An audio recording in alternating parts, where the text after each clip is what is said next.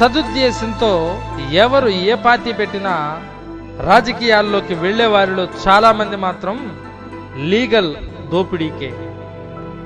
ఎన్నికల్లో ఓటేయడం అంటే తమను దోచుకు తినే హక్కు నిలబడ్డ వాళ్ళల్లో ఎవరో ఒకరికి కల్పించడమే.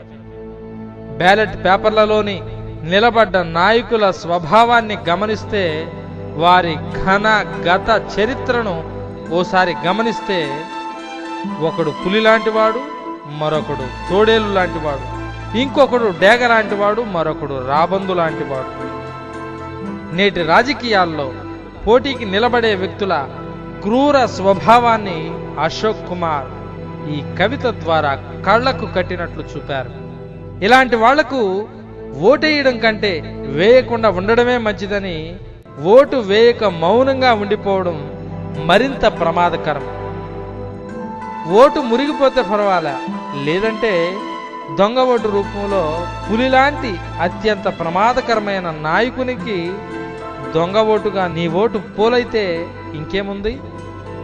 అలాంటిది జరగకుండా అనల్ప హానికారికి ఓటేయడం ఓటరుగా మేలు చేయడమేగా. కవిత శీర్షిక ఎన్నికలు.